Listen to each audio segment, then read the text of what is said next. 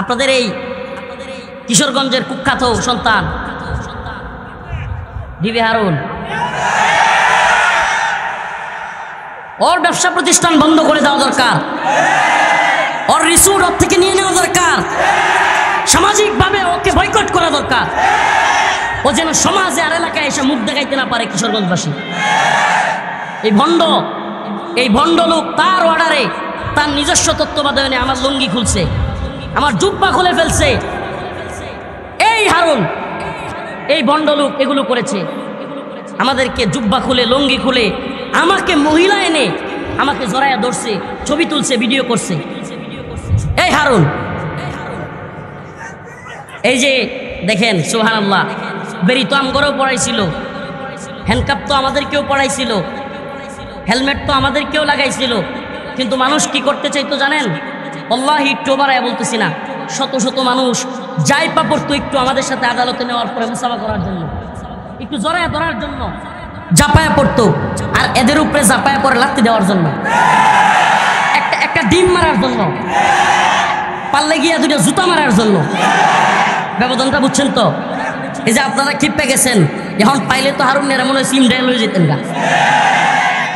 এই যে ঘৃণা এবং এই যে ভালোবাসা, এই দুইটা দুই মেরুতে অবস্থান করে। সুবহানাল্লাহ, সুবহানাল্লাহ।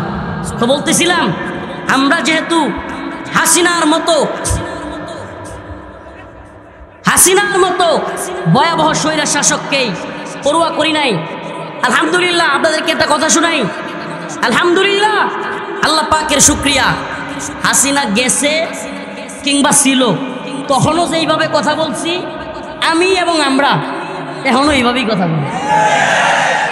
আমি আমার কথাই বলি আলহামদুলিল্লাহ, আল্লাহ পাকের শুকরিয়া।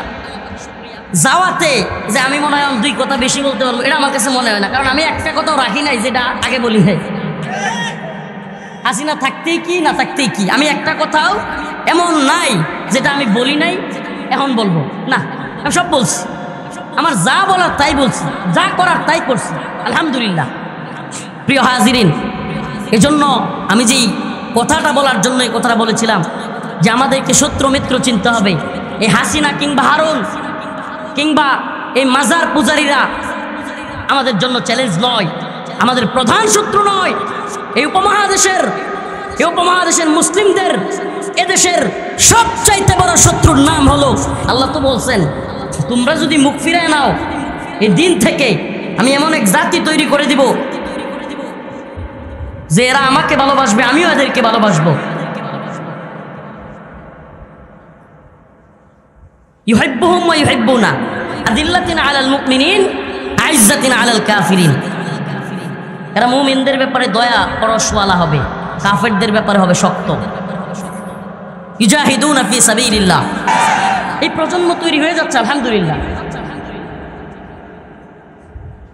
এই প্রজন্ম, আমি গতকালকেও নোয়াখালীর হেফাজতের সমাবেশে বলে এসেছি যে আপনি যেই হন, এখন আর মানহাজি জঙ্গিবাদী মৌলবাদী ট্যাগ ওই আমেরিকা, ব্রিটেন কিংবা রেন্ট কর্পোরেশনের খাওয়ায়া দেওয়া ট্যাগ দিয়া আপনি এই প্রজন্মকে থামাই দিতে পারবেন না। আপনি কল্পনাও করতে পারবেন না, এই প্রজন্ম এখন এই গণতন্ত্রের লাড্ডুকে লাথি মেরে ফেলে দিছে। এই প্রজন্ম বুঝে গেছে এই তন্ত্রমন্ত্রের ধ্বজাধারীরা, আব্রাহাম লিঙ্কন কিংবা জর্জ রোসোর এই তথাকথিত সেকুলার গণতন্ত্র দিয়া ইসলামের কিছু হবে না। আপনি বুঝেন না, আপনি অবুঝ ভাই, আপনি আমার অবুঝ ভাই, আপনি আমার অবুঝ দিনই ভাই। আমরা আপনাকে তাগুত মুরতাদ এইসব বলি না, কোথায় বিভ্রান্তি ছড়ায়েন না। আপনাদেরকে আমরা অবুঝ দিনই ভাই মনে করি। যেই হোক, যে আলেম হোক, উনি আজ হোক কাল বুঝতে পারবেন এই গণতন্ত্রের পথে অন্তত আর যাই হোক ইসলামী হুকুমত কায়েম হইতে পারে না।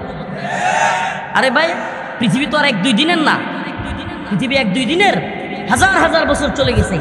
পৃথিবীর ইতিহাসে 1 ইঞ্চি ভূমি কি এই গণতান্ত্রিক প্রক্রিয়া ইসলামী হুকুমত কায়েম হয়েছে? দেখান আমাকে। হয় নাই, হয় নাই।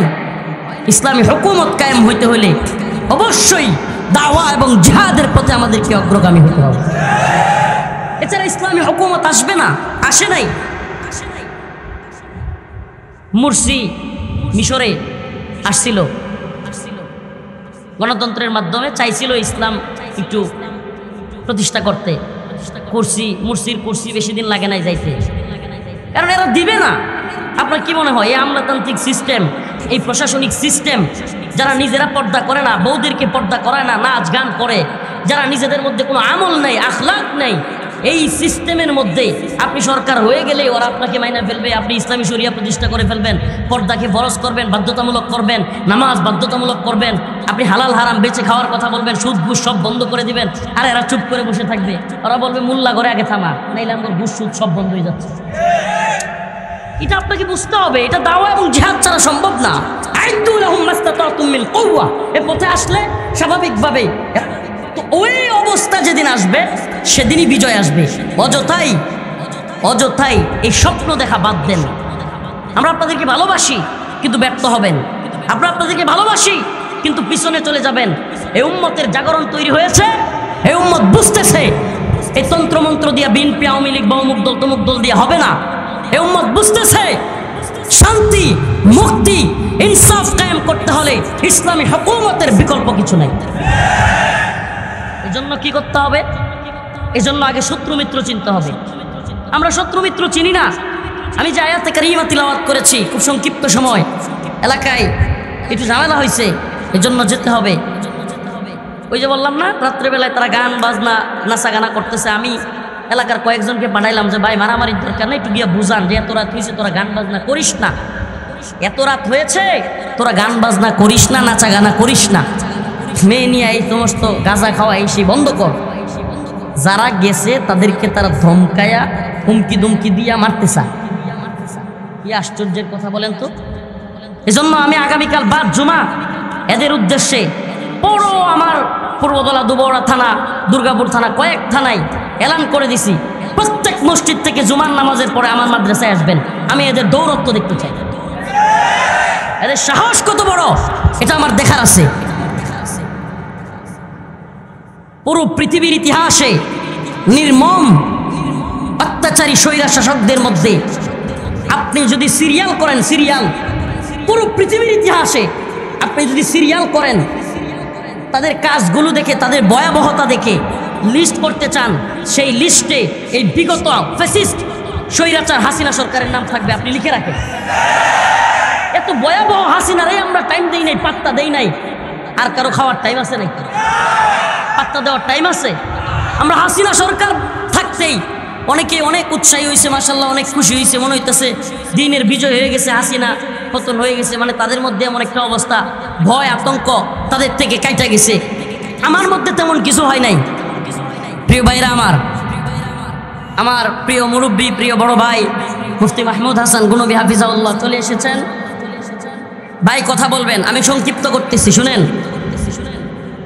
স্বৈরাচারদের লিস্ট করলে পৃথিবীর ইতিহাসে আয়নাঘর তৈরি করা, না বলার দরকার না, আয়নাঘর তৈরি করা, শত শত আলেমকে একসাথে বন্দি করা এবং দেশে কথা বলতে না দেওয়া, এমন একটা নির্মম পরিস্থিতি তৈরি করার ইতিহাস যদি আপনি দেখেন, পুরো পৃথিবীতে সিরিয়াল করলে হাসিনার নাম থাকবে কি থাকবে না?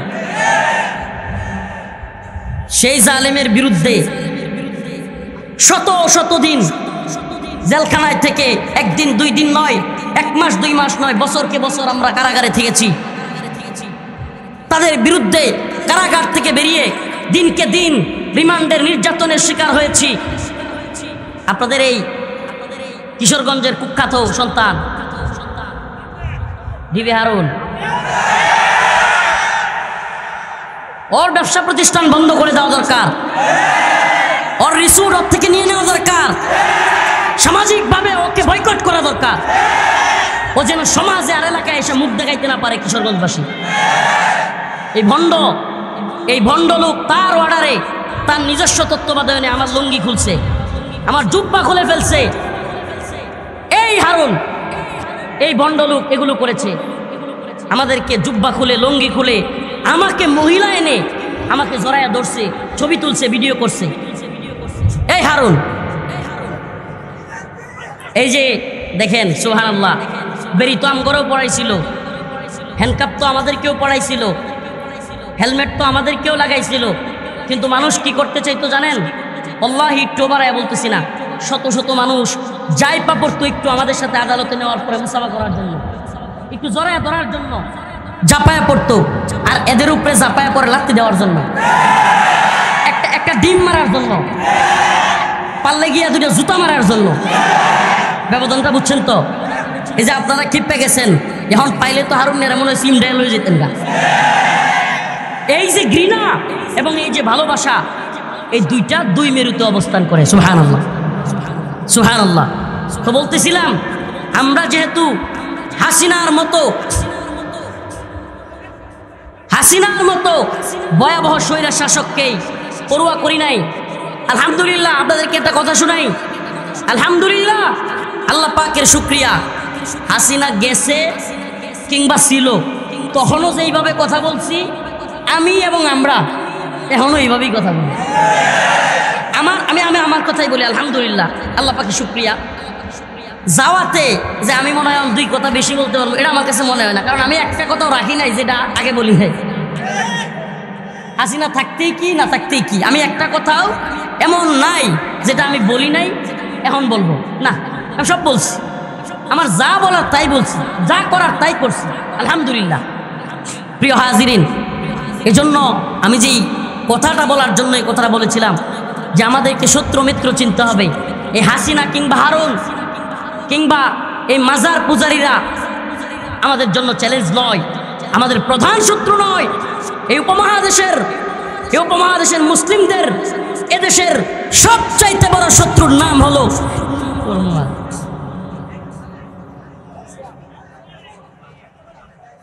আপনারা। আমি তো অল্প সময় কথা বলছি, আপনারা হই হুল্লোড় করলে কথা বলা যাবে না। অনেক গরম না, অল্প অল্প আলোচনা করে শেষ করে দিতে হবে। আপনারা কি কল্পনা করতে পারেন একসাথে কতগুলো মুজাহিদরে পাইছেন? সুবহানাল্লাহ।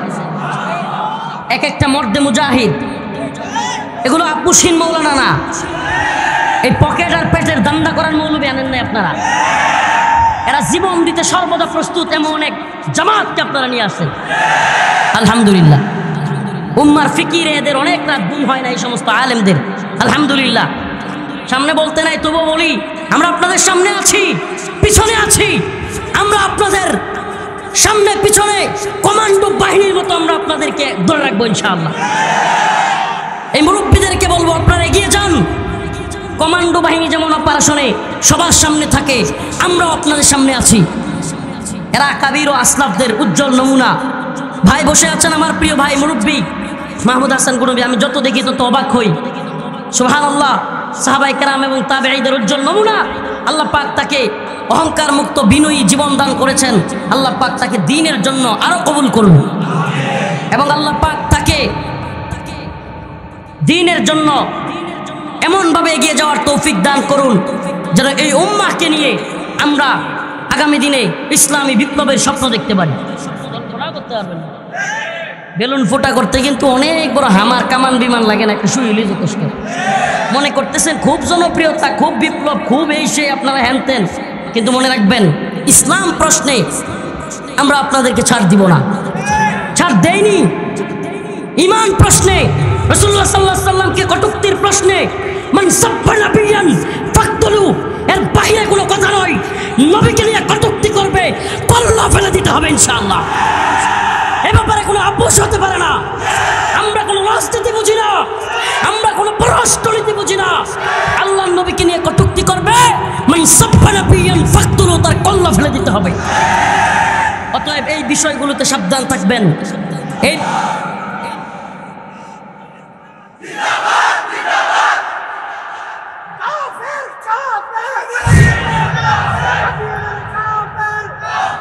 এই কয়েকটা বিষয়ে, এই কয়েকটা প্রশ্নে আমরা আপোষহীন, কথা ভালোভাবে বুঝবেন।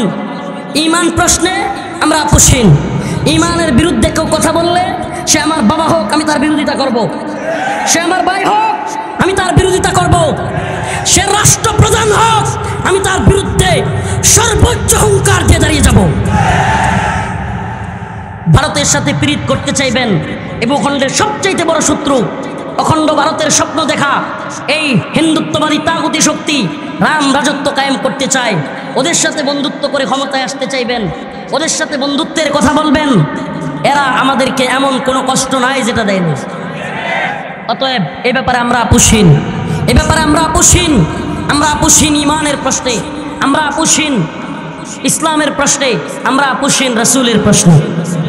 অতএব লাতাজিদান্না আশাদ্দান নাস আদাওয়াতাল লিল্লাযীনা আমানুল ইয়াহুদ ওয়াল্লাযীনা আশরাকু। আল্লাহ পাক বলেছেন, তোমরা মানুষদের মধ্যে আশাদ্দান নাস কঠিন হিসেবে, শত্রু হিসেবে মুমিনদের পাবে। আদাওয়াতাল লিল্লাযীনা আমানুল ইয়াহুদ ওয়াল্লাযীনা আশরাকু, এদের মধ্যে এক দল হলো ইহুদি, নাম কি? আরেকটা হলো মুশরিক।